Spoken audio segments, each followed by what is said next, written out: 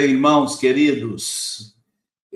Nosso tema de hoje é como tratar confissões.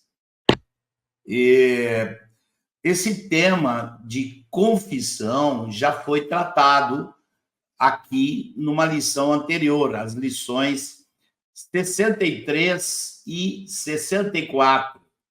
O Mário falou sobre, na lição 63, sobre confessar, e o Vanjo falou na 64 sobre ser transparentes. Então, toda a base bíblica a respeito da necessidade de confissão, nós não vamos trazer aqui, é desnecessário, porque já está bem solidificado, está bem colocado, assim, uma abundância de textos, as ministrações deles, tá? Eu só vou citar um texto aqui, eu queria pedir para a gente começar, tá? Em 1 Coríntios, capítulo 4, no versículo 5, que diz assim: portanto, nada julgueis antes do tempo, até que venha o Senhor, o qual não somente trará à plena luz as coisas ocultas das trevas, mas também manifestará os desígnios dos corações. Isso faz parte do tema que já foi tratado. Só estou revisando aqui rapidinho esse aspecto, tá? Lembrando sempre que Jesus vai trazer à luz as obras ocultas das trevas. Ou seja, ninguém pode ocultar nada de Deus.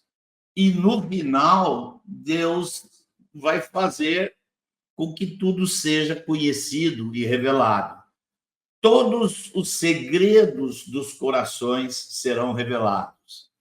Então, gente querida, mais uma motivação aqui para confessarmos os nossos pecados, tá? Eu queria abordar com vocês aqui rapidinho dois aspectos já foram tratados, eu vou mencioná-los rapidamente, tá?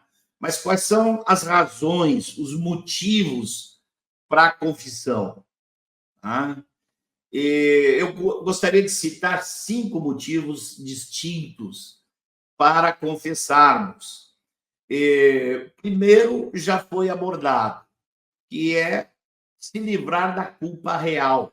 Eu só queria salientar isso, que existe diferença entre sentimento de culpa e culpa real. Alguns têm medo de ter sentimento de culpa. Eu tenho mais temor da culpa real. O sentimento de culpa é o que nós sentimos. E quando nós confessamos, o Senhor nos dá o alento, tá? Para nós não ficarmos deprimidos com o pecado que foi cometido. Mas esse é o segundo objetivo, é se livrar do peso da culpa, do remorso. Mas antes desse, o primeiro é livrar-nos da culpa real. Não é sentimento. Existe uma culpa diante de Deus quando nós pecamos. Somos culpados, quer sintamos, quer não sintamos.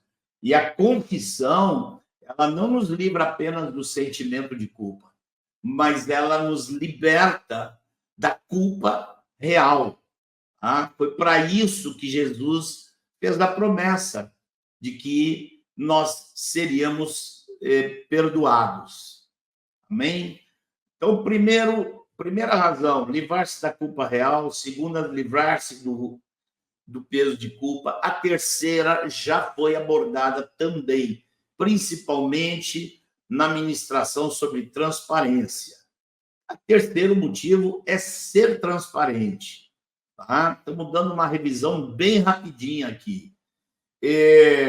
Ser transparente, eu diria que significa ser conhecido conforme a realidade, né? Não ser um hipócrita, sermos conhecidos conforme o que realmente somos, né?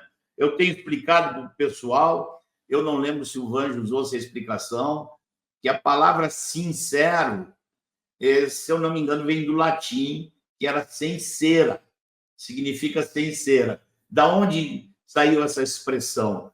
Na antiguidade, quando uma escultura, uma estátua começava a ficar velha, o tempo, as intempéries começavam a criar porosidades ou furos ou buracos na estátua, alguém era contratado para restaurar e restaurava com cera. Então, a estátua ficava como novinha com esta restauração. Mas se vinha um verão muito quente, a cera derretia, os buracos apareciam e a estátua era chamada, então, de sem cera. Ou seja, daí saiu a expressão sincero. Você não tem cera, você é o que você é. O que os irmãos conhecem de você é aquilo que você é. Você não está fingindo, você não está buscando projetar uma imagem, ok? Mas vamos aqui às duas últimas razões para confessar o pecado, que tem mais a ver com a nossa fala de hoje. Tá? Não é apenas para alcançarmos misericórdia pelo pecado cometido. Um dos principais objetivos da confissão tem que ser o de se livrar do pecado, o de fugir da prática do pecado. Né? O Senhor nos chamou para abandonar o pecado e andar na prática da justiça. Se pecamos, confessamos os nossos pecados uns aos outros e somos perdoados, mas não podemos pensar exclusivamente em ser perdoado. Nós temos que pensar não só no passado, mas no futuro. A confissão precisa incluir essa intenção plena no coração. Tá? Eu queria citar aqui Provérbios 28, 13, que diz assim: o que encobre suas transgressões jamais prosperará, mas o que confessa e deixa alcançará misericórdia. Eu queria salientar aqui a palavrinha deixa. Tá? Geralmente, alguns dão importância muito a confessar e podem esquecer do deixa. Outros podem não querer confessar, querer se livrar sozinho de seus pecados, tentar deixar o pecado sem confissão. Também não é parte da proposta divina. A proposta do Senhor é aquele que confessa e deixa. Não basta confessar, não basta deixar. Tá? Para um texto que pode nos encher de boa disposição para essa confissão, com o temor de Deus, é o texto que nós vemos lá na carta de João, na sua primeira carta, no capítulo 3, João fala assim: aquele que pratica o pecado procede do diabo, porque o diabo vive pecando desde o princípio. E para isto se manifestou o Filho de Deus, para destruir as obras do diabo. Todo aquele que é nascido de Deus não vive na prática do pecado, pois o que permanece nele é a divina semente. Ora, esse não pode viver pecando, porque é nascido de Deus. Então, irmãos, esse texto ele tem que ser associado com a confissão. Lembre-se que uma das promessas mais conhecidas sobre o perdão na confissão do pecado está na mesma carta. A mesma carta de João, sua primeira carta, nós ouvimos ali, nós lemos ali, e vocês conhecem bem, ali no capítulo 1. Né? Se confessarmos os nossos pecados, ele é fiel e justo ele nos perdoa de todo pecado. Mas a mesma carta está dizendo que isso não significa que Deus vai aceitar que, porque você confessa, você continue na prática do pecado. Tá? Nós vamos abordar isso daqui a pouquinho, quando falarmos para aqueles que ouvem as confissões. Como eles podem ajudar aqueles que estão confessando a ter este discernimento, a ter este coração. Mas antes eu queria falar de um quinto motivo para confessarmos. Tá? É que se nós confessamos e deixamos, nós estamos crescendo no amor a Deus, no amor ao Senhor. Deixa eu dizer isso aqui para vocês. Eu considero que não existe nem nada, nem na vida espiritual, nem nas escrituras existe nada que pode dar mais motivação para vencermos o pecado do que aquilo que as escrituras falam sobre amarmos a Deus. Ouve, Israel, o Senhor nosso Deus é o único Senhor. Amarás, pois, o Senhor teu Deus de todo o teu coração, de toda a tua alma, de todo o teu entendimento, de toda a tua força. Deus até aceita que você diga para ele, mas, Senhor, minha força é pequena. E o Senhor vai te dizer, não tem problema. Tua força é pequena, usa toda a tua força. Eu estou contigo para que você vença o pecado. Então, eu não vejo maior motivação do que essa, para vencermos o pecado. A motivação de sermos agradáveis ao Senhor. Agora, eu creio que foi ali pelo ano de 2021, 22, que eu comecei a perceber, primeiro na cidade onde eu sirvo, aqui em Salvador, né? Comecei a perceber, conversando com outros irmãos de outros lugares, que havia algo muito esquisito, muito estranho na prática de confissões no nosso meio. E é por isso que nós estamos... Esse é o ponto central daquilo que queremos falar hoje. Tá?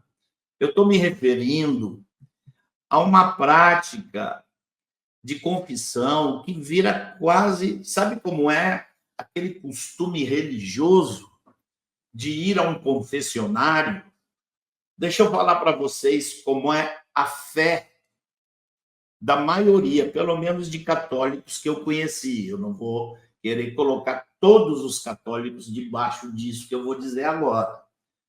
Mas, assim, os católicos que creem na doutrina católica, eles entendem que Jesus deu à igreja o poder para perdoar pecados. Esse é um texto fundamental. Jesus disse, se vocês de alguém perdoarem os pecados, serão perdoados. Se lhes retiverdes, serão retidos. Então, existe uma convicção naqueles que vão ao confessionário de que, confessando, a igreja vai perdoar, e a igreja perdoando, Deus perdoa. Esta é a fé que eles têm e que eles procuram praticar. Quando nós falamos em confissão, nós estamos pensando em uma coisa bastante diferente. Né? Como é que a confissão funciona? Como é que é a confissão do ponto de vista do que é excelente? Tá? Primeiro, existe confiança e abertura. Ninguém está confessando seus pecados se não tem confiança.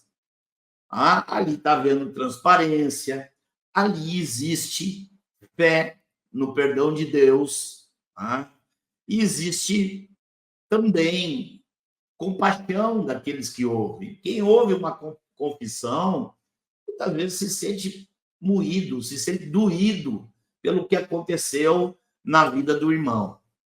E por que eu estou comparando confissões sobre esse, assim, que tem estes ingredientes Estou comparando com aquela confissão religiosa da qual estávamos falando. Por quê, irmãos? Porque ali, tanto aquele que ouve a confissão, que muitas vezes não conhece pessoalmente o confessor, tá? Mas tanto ele quanto a pessoa que confessa, eles sabem que na semana que vem ele vai estar de volta com as mesmas confissões. E de volta, e de volta. Os dois sabem. Por quê? Porque isso não termina de acontecer. E essa não é o projeto de confissão que o Senhor nos deu. A confissão é para que o pecado seja vencido, seja perdoado primeiro e também seja superado, seja vencido. Né?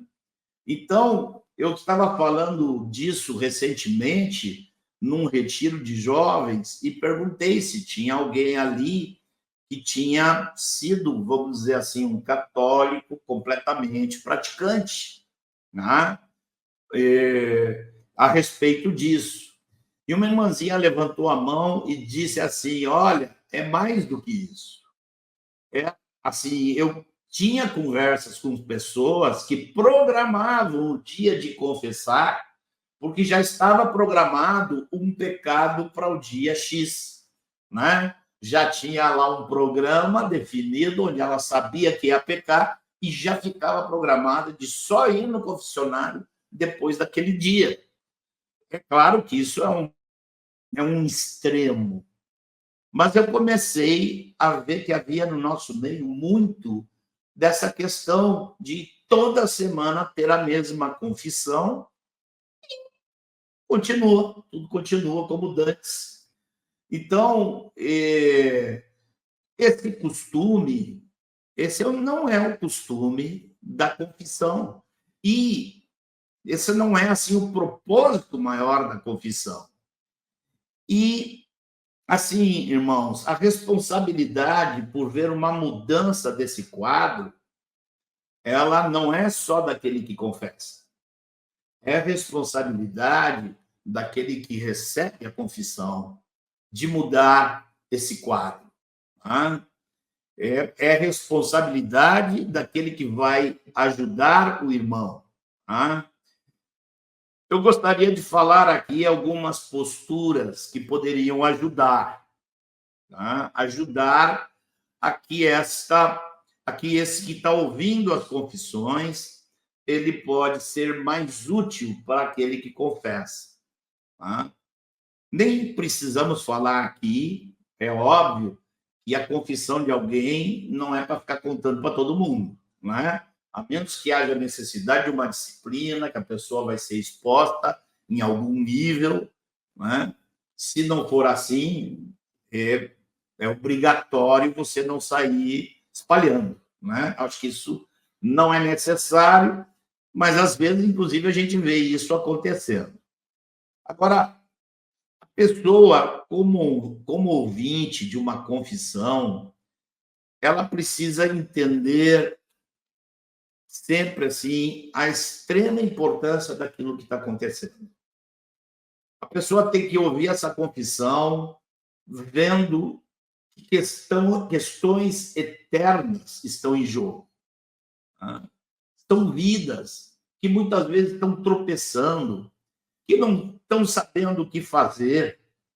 Tá? Então, se nós formos ouvir, perdoar segundo o coração de Cristo, a palavra de Deus chega a falar daqueles que encobrem multidões de pecados. Primeira coisa é isso, você entender que por trás de uma confissão, principalmente se é algo grave, que aquilo é uma realidade grave por si mesma. Ouvir, o melhor é ouvir sem interromper, embora vai chegar um momento que você vai ter que começar a fazer perguntas. Mas, a princípio, ouve a confissão, sem dar dicas de que é muito grave ou muito... Deixa a pessoa se abrir completamente. Tá? Se tiver algo na confissão que não estiver claro, é bom perguntar. Alguns, às vezes, ficam constrangidos de perguntar como se estivesse fazendo pressão sobre o outro. Mas não, é possível, acontece muito, a pessoa contar o mais resumidamente possível para se aliviar a consciência, o peso do sentimento de culpa, e nós precisamos discernir isso, tá? Cercar eufemismos, pode a pessoa ficar diminuindo o seu pecado, justificando o seu pecado, então é necessário ter todo esse tipo de atenção. E, assim, nesse processo, você estando atento, você procurar discernir a profundidade do arrependimento. Porque o Senhor olha o coração e vê se tem arrependimento, se aquela confissão é feita com o devido arrependimento. Agora, nós que vamos cooperar, nós temos que estar ali em espírito de oração, dependendo, para procurar discernir, porque às vezes não tem um arrependimento, às vezes tem só remorso. Tá? Pessoas, às vezes, que só estão trazendo a confissão depois que já foi, de alguma maneira, exposta. Alguém descobriu o pecado. Aí a pessoa não tem mais saída, vai lá e confessa. Essa pessoa, ela tem que ter muito cuidado para que essa pessoa ela busque um arrependimento real. Ela está sob o risco de, a partir do momento em que ela é descoberta, ela dar sequência a um processo. Já se torna uma coisa religiosa, se não tiver o coração envolvido. E a gente precisa discernir isso. Às vezes há respostas que são evasivas. Uma pergunta que tem que ser feita: essa pessoa não está vivendo uma vida dupla? Foi uma questão de uma queda ou ela está vivendo uma vida dupla? Ou, por outro lado, você pode discernir que a pessoa está cheia de temor a Deus, está cheia de amor a Deus. Você sabe qual é a melhor maneira de você discernir se uma pessoa está com uma confissão plena? É você observar qual é a consciência dela. A consciência dela é de que ela ofendeu o melhor amigo, o pai que a amou, o irmão que deu a vida por ela na cruz. A pessoa está consciente de que ela fez isso, ou ela está mais com vergonha de ter feito, ou com sentimento de fracasso. Eu vou dizer para vocês, eu já ouvi confissões, a gente perdeu as contas, né? A gente que está aí fazendo discípulos há décadas já ouviu dezenas, centenas de confissões. Eu vou dizer para vocês que não é muito comum. A pessoa que vem confessar está com essa percepção, esse sentimento de que ela ofendeu o seu querido Deus. Geralmente ela está muito mais com peso por não ter sido forte, está com peso por si mesma. É bom nós tentarmos ajudar essas pessoas, né? Então, nós temos que discernir. Tem amor a Deus nessa confissão. E, assim, nós estamos falando de como ouvir, da importância para o fato. E nós estamos falando da ação ainda.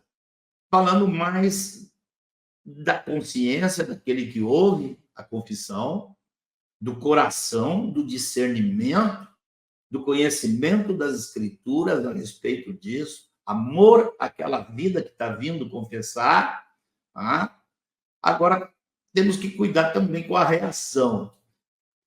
A reação, para que ela seja, assim, a reação ao mesmo tempo tem que ser grave e com brandura. Não é fácil.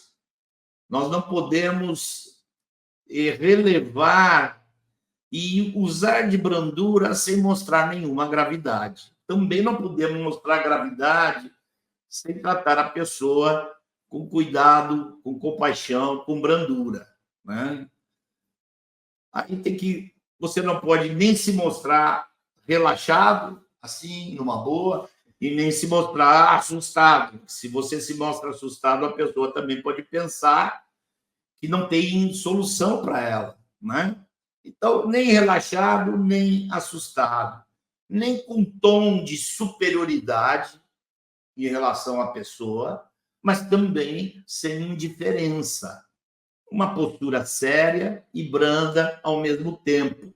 Seriedade, mas não assim, não é com o dedo na cara.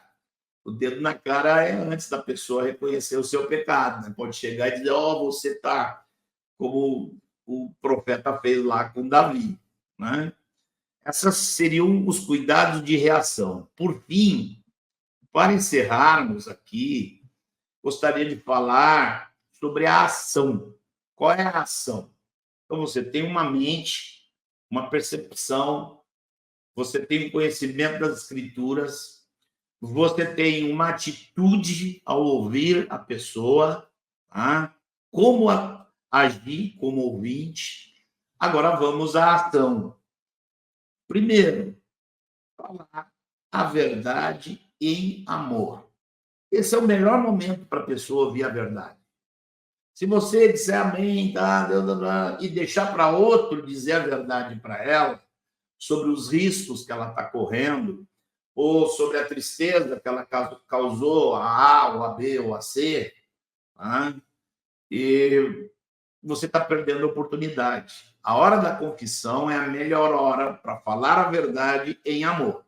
Segunda coisa, em amor, falar a verdade. A verdade deve ser dita com amor, mas amor nunca é deixar de falar a verdade. Terceiro, assim como nós citamos alguns textos, como foram citados nas lições anteriores sobre confissão e transparência, nesse momento é necessário citar as Escrituras e chamar o pecado pelo seu nome. Né? Não procure dar o seu tom, a sua leitura ou a sua maneira de ver sobre aquele pecado. Não faça isso. Use o que as Escrituras dizem a respeito do pecado. Citar as Escrituras é fundamental. E é também muito bom se você puder discernir por aonde entrou o pecado. Porque quando for para ajudar a pessoa a vencer o pecado, não basta ela ter consciência de que aquilo é pecado. Não, ela tem que saber, você tem que ajudá-la a ver por onde é que o pecado entrou. Tá?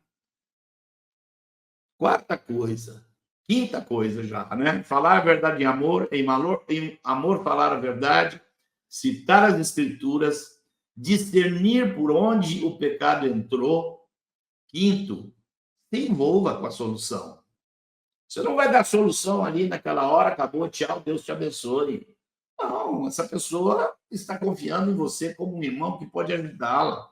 Você, a partir daí, vai ter que estar envolvido com a solução, até que a pessoa vença o seu pecado. Tá? E sobre o tema anterior que eu falei, de discernir por onde entrou o pecado, né? E você vai descobrir que, hoje em dia, uma das fontes de pecado é a intimidade com a tecnologia. A tecnologia está sendo uma das maiores ferramentas de destruição de vidas, principalmente por causa do problema da impureza que vem associado à pornografia. Né? Então, é necessário que você se envolva com isso. Eu anotei aqui no meu roteiro aqui, só que eu não estou lembrando agora onde está, que a minha sugestão de que você, esse ponto aqui, de ajudar a pessoa a resolver aquelas coisas que produziram o pecado na vida dela, e eu estou mencionando aqui a tecnologia, eu queria sugerir aqui no ar para vocês, mais uma vez, o livro do Jean sobre pornografia, principalmente ali os pecados, os capítulos 12, 13 em diante, aonde ele vai tocar nesse aspecto, esse aspecto de ajudar a pessoa a vencer aquilo que a está levando ao pecado, né? E por fim, muitos dos pecados, eles atingem família, atingem cônjuges, atingem filhos, atingem pais, atingem irmãos. Então, vai ser necessário se envolver com a reconstrução dos vínculos familiares e dos vínculos dessa pessoa na igreja. Às vezes, a pessoa precisa de uma disciplina e ser afastada da comunhão por um tempo. Tá? Eu tenho visto coisas maravilhosas que Deus tem feito. A forma como a igreja ama a pessoa que confessou e está em disciplina, como o impacto que esse amor produz na pessoa que está confessando o pecado, como essa pessoa fica constrangida, como ela fica tomada de uma nova disposição para vencer o pecado, né? Então, nós temos que acompanhar tudo isso pós-confissão, né? A reconstrução de vínculos familiares que tenham sido danificados e a reconstrução de vínculos dentro da igreja até que a pessoa volte a uma vida plenamente normal no corpo de Cristo, como todos os demais. Amém? Vamos às perguntas. Me ajuda aí, alemão. Cite, primeira pergunta. Cite algumas razões para a confissão. Bom, hoje nós revisamos antigas e demos novas, né? Segundo, qual o problema do confessionário? Vocês entendem, eu estou chamando de confessionário aquilo que é feito por costume, mas acaba entrando no nosso meio e acontece bastante também. Terceiro, qual deve ser a postura de quem recebe a confissão? Amados irmãos, principalmente pastores, líderes, pais, maridos, todos aqueles que são responsáveis por cuidar, cooperar com a vida de irmãos. Tenhamos como divina bênção, como divina providência do Senhor, que pela confissão há libertação, não só da culpa, mas também do poder com o qual o pecado escraviza. Que o Senhor nos abençoe e nos faça crescer numa prática pura, numa prática que seja conforme as Escrituras e não conforme nossos sentimentos, nossos pensamentos, nossos desejos, mas conforme a vontade do Senhor. Amém, querido?